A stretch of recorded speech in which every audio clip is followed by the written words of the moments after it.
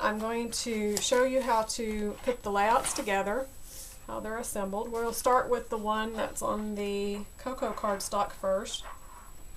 So you have 2 sheets of cocoa, and both of these are going to go together the exact same way. They're just a repeat.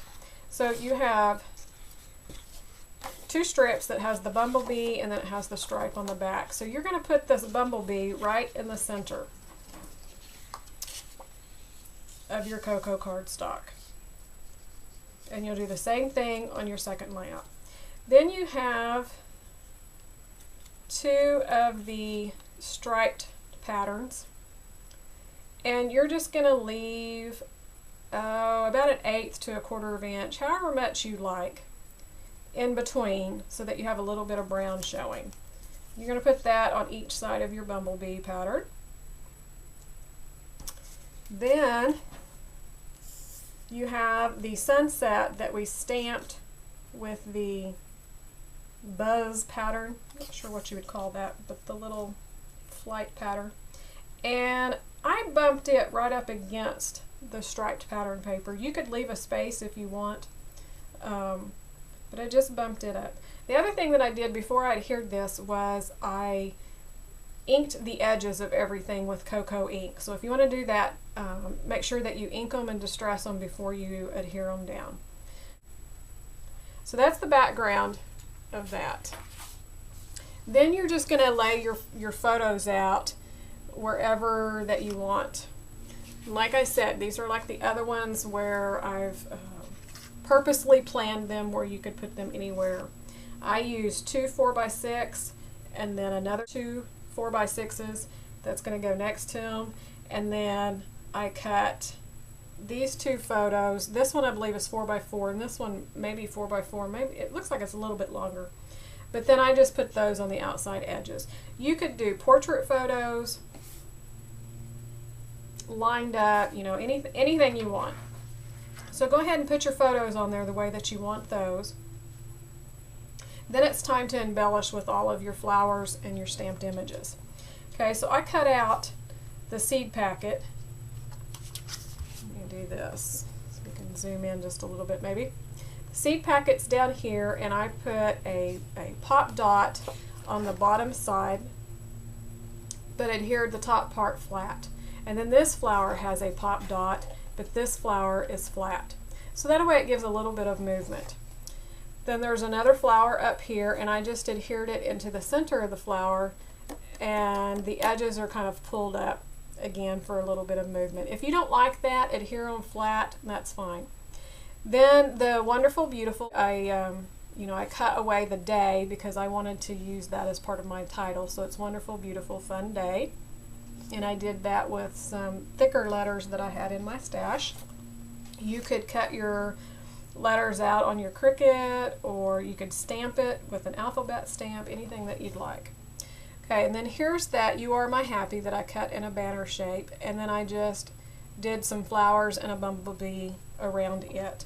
And if you'll notice, I laid the embellishments in a triangular position around the photo. So all of my main photos are inside of that triangle so that it keeps your eye moving through the layout, and it draws attention to what's important, and the pictures are what are the most important to me. I left this little bit of space up here to do some journaling, so this is where my journaling will go. If your photo covers up, you could put your journaling to the side, you could put it in underneath. Just make sure that you journal. Okay, so let's move on to the second layout. Second layout's just as quick and easy. So you have 2 of the champagne cardstocks. You have 2 pieces of paper. That's this honeycomb with the orange on the back, and it's cut with 1 narrow strip and then 1 wider strip. So you're going to center this onto your page. The big one goes on the left side, the narrow one goes on the right. Then you have this brown paper, and it's like the subway print, newsprint on the back. You have a wide one and a narrow event. So it's just the opposite. Your narrow is going to go on your left side and your wide one's going to go on your right. And I pretty much centered that. It might have a little bit more space at the top than it does the bottom. Yeah, it probably does. So it's probably about 1.5 inches from the bottom of the layout. And then just kind of eyeball it so that it's looks like it's going behind all of that.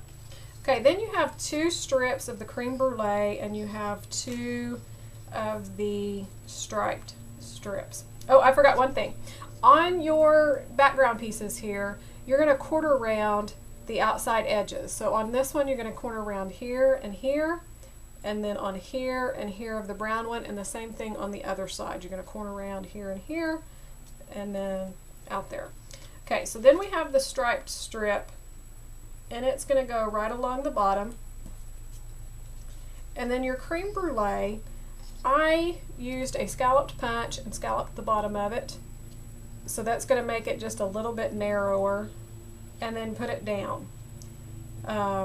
Ink the edges of these with cocoa the same way that we did on the previous layout. I inked everything on these. I know the last couple I haven't inked, that's been a discussion, but these we're definitely inking cocoa on all of them. If that's not your thing, don't worry about it. You don't have to do it. If you don't have a scalloped punch, you can leave it blank or leave it plain.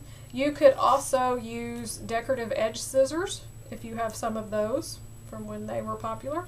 But once you do the scallop punch, it's going to narrow that up, so you're actually only going to have about the same width as what the striped paper is, will be the same as what's on the creme brulee. Okay, so that's going to finish this layout, and then you're going to put your photos on wherever you want them.